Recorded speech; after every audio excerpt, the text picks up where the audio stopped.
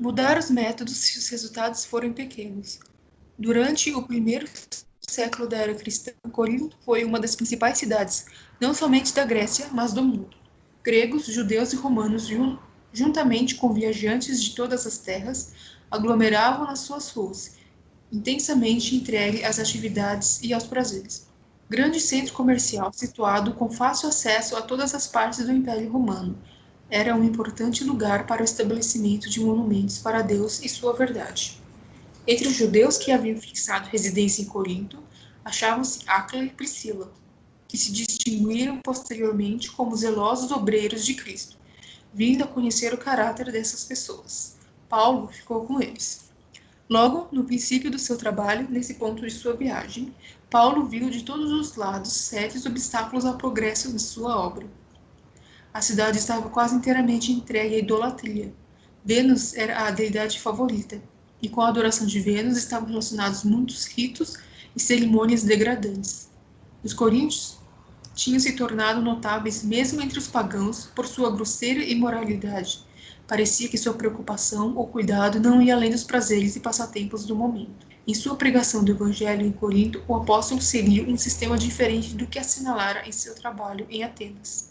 Neste lugar, procurara ele adaptar seu estilo ao caráter de seu auditório, confrontar lógica com lógica, responder a ciência com ciência, a filosofia com filosofia, considerando o tempo assim gasto e concluindo que, seu ensino em Atenas fora pouco produtivo, decidiu seguir outro plano de trabalho em Corinto, nos seus esforços para atrair a atenção dos descuidados e indiferentes.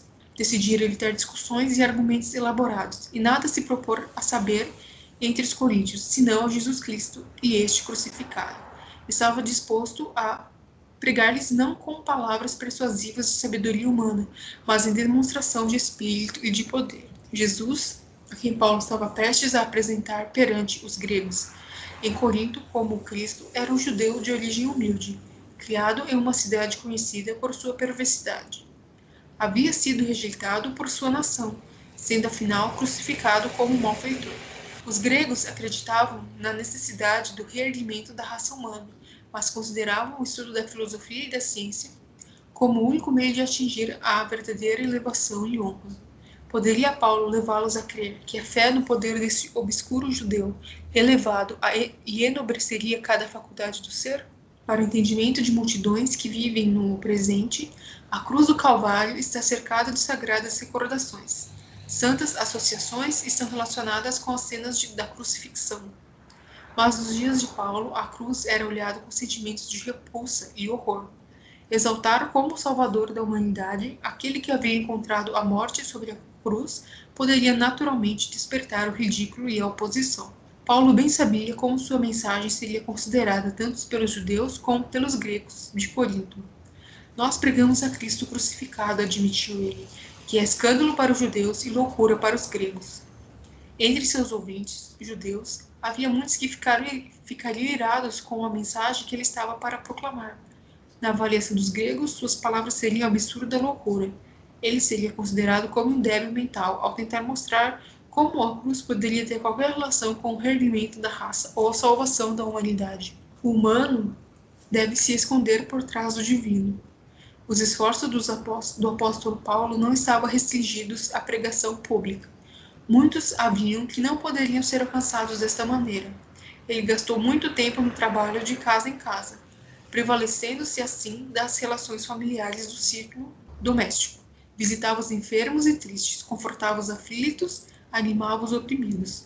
Em tudo o que dizia e fazia, engrandecia o nome de Jesus. Trabalhava assim em franqueza, e em temor, e em grande tremor. Ele tremia ao pensamento de que seus ensinos pudessem relevar mais o humano que o divino. Os mais imorais podem se tornar monumentos da grandeza de Deus. Os esforços de Paulo em Corinto não ficaram sem fruto. Muitos abandonaram a adoração dos ídolos para servirem ao Deus vivo, e uma grande igreja se alistou sob a bandeira de Cristo. Alguns foram salvos dentre os mais devassos dos gentios, e tornaram-se monumentos da misericórdia de Deus e da eficácia do sangue de Cristo para limpar o do pecado. A gente vê que, lá falando aqui em cima, que Paulo meio que mudou, né, a forma de como ele estava começando a forma de pregação, né, que era rebatendo, de certa forma, e que aí ele começou meio que a falar, a tentar mostrar mais sobre Jesus, né, e não só rebater de certa forma, que aí vê que esse povo, eles valorizavam muito a ciência, a filosofia, né, e acho que também é um pouco parecido com as pessoas que a gente está, a situação que a gente está agora, né, as pessoas, elas vão levar em consideração o que a ciência está falando, ou até mesmo de filósofos e tal, mas assim, quando entra a religião, as pessoas têm até o preconceito falando que são pessoas assim que não pensam, que são pessoas burras, e por isso que ficam aí dando dinheiro para a igreja, e essas coisas assim, né? Também segue um povo parecido, né? E a gente vê aqui também, se uma forma de mensagem ela não está incutindo de forma correta na pregação, né, de um povo, então, de repente, rever, né, e tentar encontrar uma outra forma. Um ponto importante também é que, se nós compararmos essa pregação no Areópago com a pregação em Corinto, a discussão na sinagoga ele não mudou, né? Se a gente olhar no capítulo 17, verso 17, ele fala: de sorte que discutia na sinagoga com judeus e gregos, devotos, e todos os dias na praça com os que se apresentavam. E no capítulo 18, ele fala assim: todos os sábados ele discutia na sinagoga e convencia a judeus e gregos.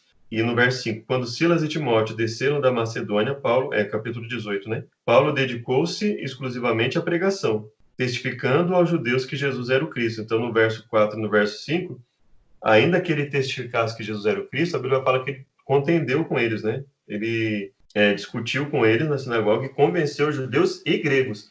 Então, ele não convenceu só na palavra, né? Ele convenceu também na lógica, só que, assim, uma lógica mais voltada para a palavra, né? Uma lógica mais centralizada na palavra, talvez no sentido de ser diferente da pregação que ele fez no Areópago, né? No Areópago, talvez ele não tenha sido, feito uma discussão tão abrangente, utilizando, inclusive, a palavra de Deus, né?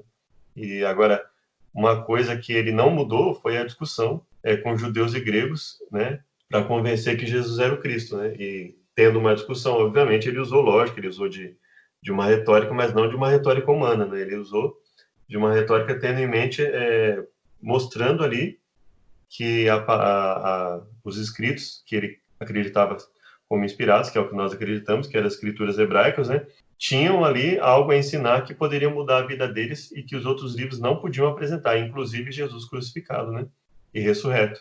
E aí, nesse sentido, ele pregou a Cristo, né, ele não deixou de usar a lógica, mas aí ele procurou usar uma lógica mais centralizada na palavra, né. Então, se a gente for aliar o que ela falou com o que está na Bíblia, né, ele continua usando lógica, mas uma lógica mais centralizada na palavra, né?